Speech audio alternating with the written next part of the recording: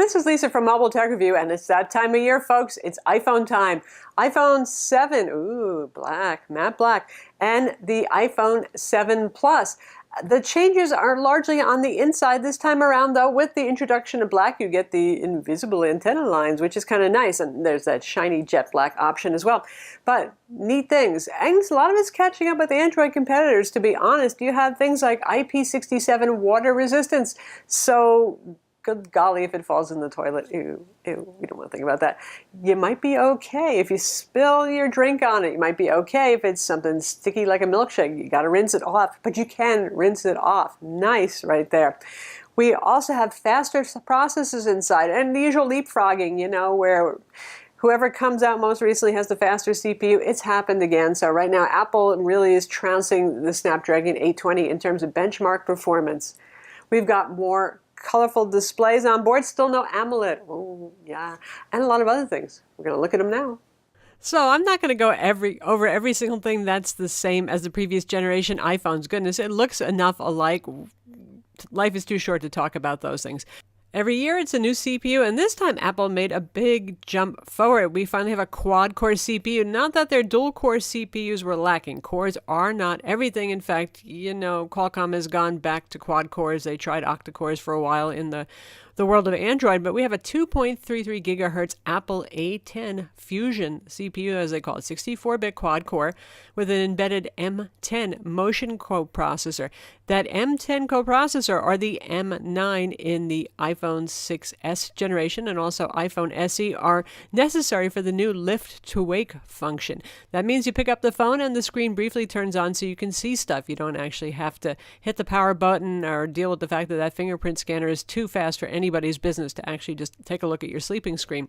I do like that feature a lot. 2 gigs of DDR4 RAM in your iPhone 7, 3 gigs in the iPhone 7 Plus. So you get something more than dual cameras and a bigger screen there in the Plus model. Apple has increased storage capacities, so the pricing starts at $650 for the regular iPhone 7, and that's with 32 gigs of storage. The next jump up, and each of these will cost you $100 more, is 128 gigs, and then finally there's a 256 gig model. Now you got the same storage options with the iPhone 7 Plus, but the base price is $769, not $750. So again, $100 more for each storage increment up that you go. The big brouhaha, there is no headphone jack anymore. Bye-bye, no more. Instead, you have the Lightning port, and you get a pair of Apple earbuds with a Lightning connector instead, and an itsy-bitsy little dongle that will adapt to 3.5 millimeter for your standard wired headphones, so you don't have to throw your headphones away. Charging at the same time as using headphones, this is going to require splitter, I guess. That's getting a little bit messy there, isn't it? And of course, they're the wireless solution, the Apple AirPods. Okay, just kidding. You've seen the joke, the dental health moment here.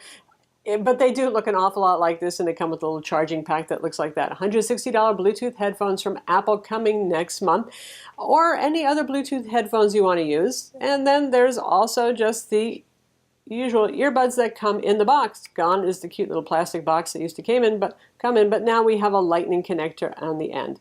And here's your little teeny dongle adapter. So if you have some nice high-end headphones like these, you can still use them. And I suggest you just leave the dongle connected to your headphones, because that way you probably won't lose it so easily. If you lose that teeny weeny little dongle, and boy, you probably will if you're like me, that's going to cost you $9 to buy another one. Battery capacity is up in both models, and Apple claims an actual hour of use time, not just standby time, increased thanks to that. So good times there, and Apple's generally pretty accurate with their battery claims for their laptops and their phones, and so far we're seeing it spot on. And I did have an iPhone 6s Plus for quite a long time, and I can say that the new 7 Plus is outlasting it by a bit, but it already had fantastic battery life, that big one. 2,900 milliamps in the 7 Plus, 1960 milliamps for the little iPhone 7. The display resolution is the same, and the size is the same as the previous generations, but you get a higher color gamut, P3 color gamut standard. So the displays are more vivid, more luscious looking, and they're anti-reflective, relatively speaking, for glossy displays. So yeah, they are nice looking, and of course it lets you see the higher color gamut in those new cameras too, but it's still not super AMOLED. I do kind of miss the notes Note 7 and the Galaxy S7 screens for that super vibrant and fairly accurate look. One thing to note, and speaking of color accuracy, Apple usually tries to ship these with pretty well calibrated displays, so the whites may look a little yellow to you. A lot of laptops, in fact, almost all of them, and many phones ship with displays that are actually too cold. That is blue-white. So warm white, it could be the more accurate one and you're just not used to it. But that said, if it really, really bugs you, you can go into settings, accessibility settings, which is under general, and you can actually play with the color temperature of the screen. And I did notice that the 7 is the warmer one compared to the 7 Plus. Go figure, who knows?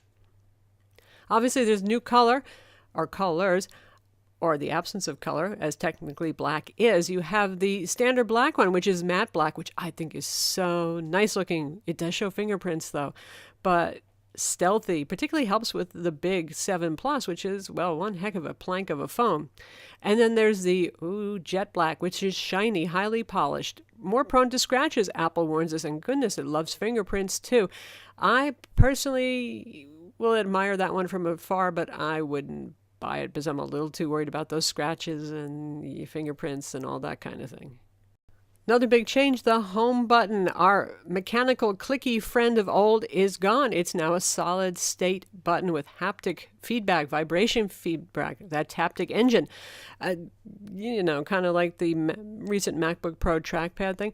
It takes a little getting used to. I found it easy to use that sort of button, minus the haptic engine, of course, on the HTC 10. But here, it's probably just muscle memory. I'm so used to iPhones with physical clicky buttons, it was weird.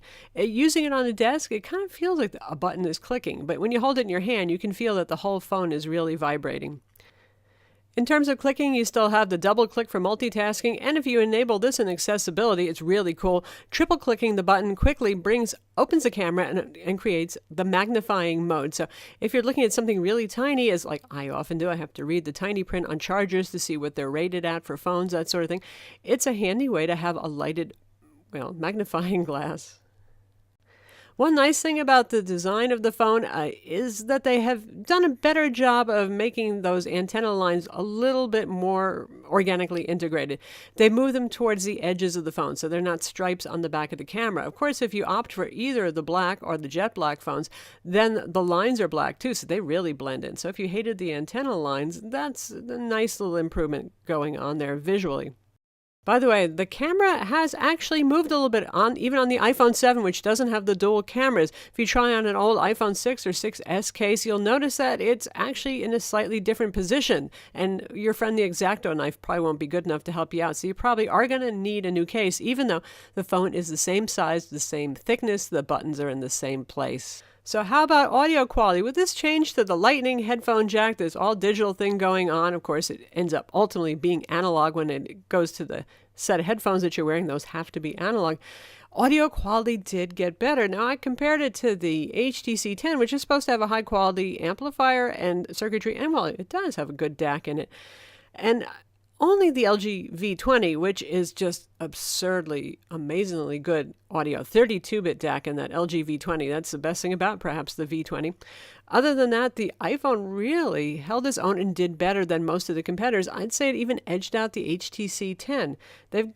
Apple always uses their own custom design. They get together with Cirrus Logic and make their own audio codec and own audio amplifier, so there's nothing really to compare it to. You can't say, well, it's an ESS Sabre, and everybody knows what one of those is if you're into audio.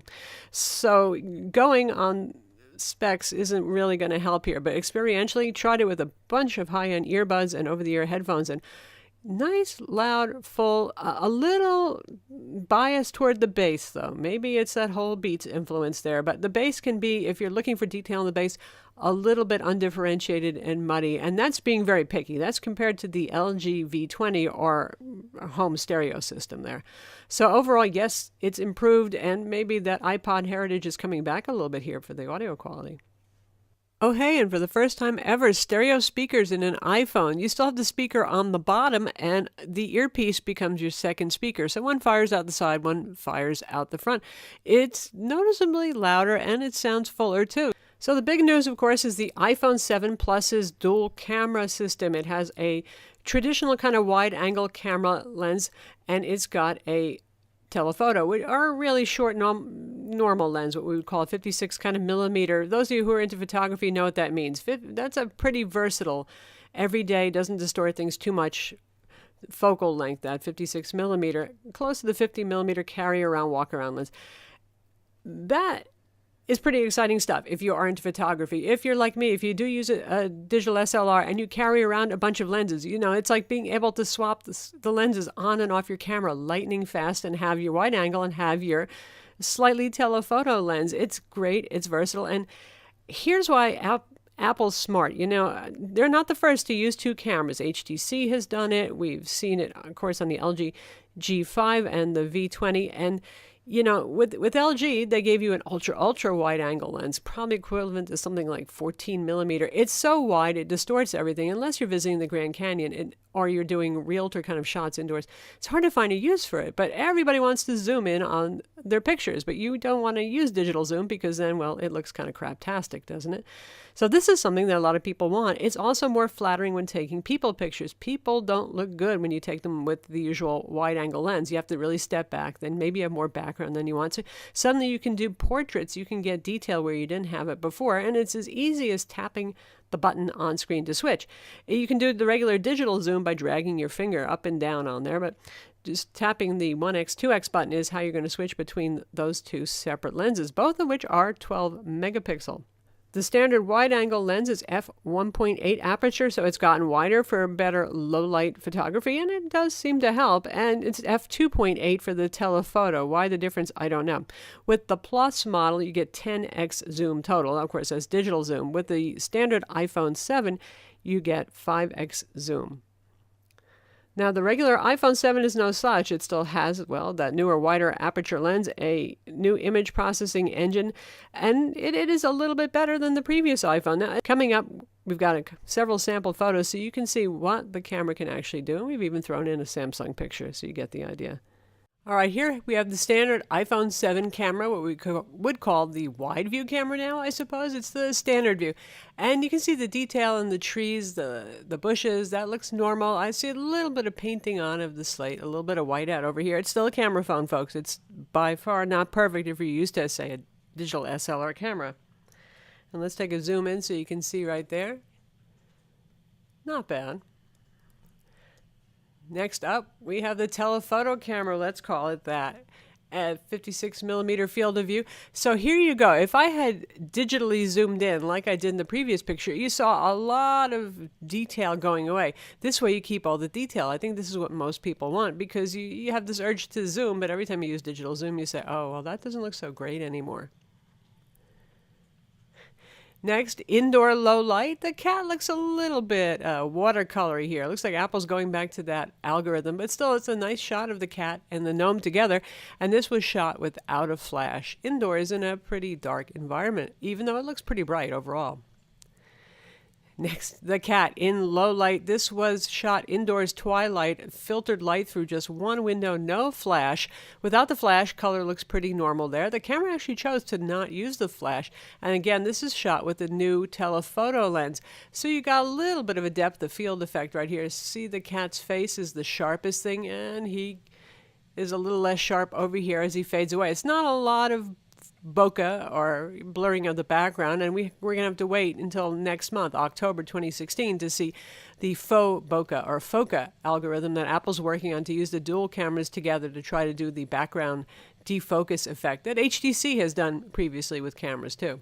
Probably knowing Apple, they'll make it easier to use and people will actually get into it more than has been the case with other phone cameras that offer this feature. And as a comparison, here's the same kitty cat, obviously shot with the Samsung Galaxy S7 camera. Same camera that's in the S7 Edge and the Note 7. And it's a pretty nice one, too. Notice that it's kind of that typical indoor yellowed out look. Also, this was shot in low light, but nice detail again on his face and the same bit of depth of field on the back. These cameras are going to be neck and neck, other than the feature that you've got with the two cameras and the two focal lengths on the iPhone 7 Plus. Here, a pretty outdoor shot. It looks like a camera phone still because you see a little bit of white out on the flowers over here. I know I'm picky, but hey, folks, if you know me, you know that I'm a real serious photographer. And you can check out my Flickr page and my Instagram page to see the kind of shots that I usually take, and I typically use Sony mirrorless cameras, kind of high-end ones, and also Canon full-frame cameras. So I'm being picky here. For the average person, this is pretty nice stuff. A lot of detail, not exactly what I would call over-sharpened either. Let's zoom in and take a look here. The leaves still look pretty natural, for example. That's nice. This is a toughie right here because it's very harsh lighting, part shade, part direct sunlight, and our friend the gnome here isn't whited out at all. The detail in the beard is still here. It's really very impressively done here, and this was taken with the iPhone 7. Right down to seeing the patina of dust on his cap. Sorry, gnome, I should give you a bath. And here's a shot into the sun because, well, that's a pretty thing a bit after sunrise. And we've got the haze. You can still see there the atmosphere, which looks pretty nice. I might dehaze this picture a little. I might actually choose to leave it that way to give you the idea. It's still the morning. There's almost like a fog going on. It's a nice enough picture, and it handled the sun pretty well in the sky. And we've got, see right over here? Wee! Haha. We've got, this happens with cameras, even if you have that nice sapphire crystal glass on the top, camera lenses will refract light if you shoot directly into the sun. And that's just, well, par for the course. And lastly, this is a yucca. Lots of detail here. This is taken with the telephoto lens. I just couldn't have gotten this with this traditional, more wide angle phone lens. Nice. Look at this over here. All that nice detail. Doesn't look unnatural either. So there you have it, the iPhone 7, the iPhone 7 Plus. As ever, of course, they're Apple's best phones. They're not going to make a worse phone, although some of you might say that the missing headphone jack makes it a worse phone. I leave that up to you to decide. As long as there's a dongle adapter, I'm okay. And I know a lot of people are using wireless headphones these days. Yes, the design hasn't changed much. Maybe someday they will, but there's nothing wrong with the design. It's very pretty. It's just, well, folks do like change. That's probably the biggest issue with it. But in terms of performance, CPU, once again, they've leapfrogged ahead of Android. The cameras, particularly this dual camera setup, is a dream. Very nice dual camera setup over here that's actually useful, not just a gimmick. Water resistance, very important. I like the motion detection where you can raise to wake. The fingerprint button scanner is just so insanely fast. It's just crazy. And I'm even okay with the new solid state button because you know what? I used to wear the buttons out on old generation iPhones. So there you have it. I'm Lisa from Mobile Tech Review. Be sure to subscribe to our YouTube channel for more cool tech videos.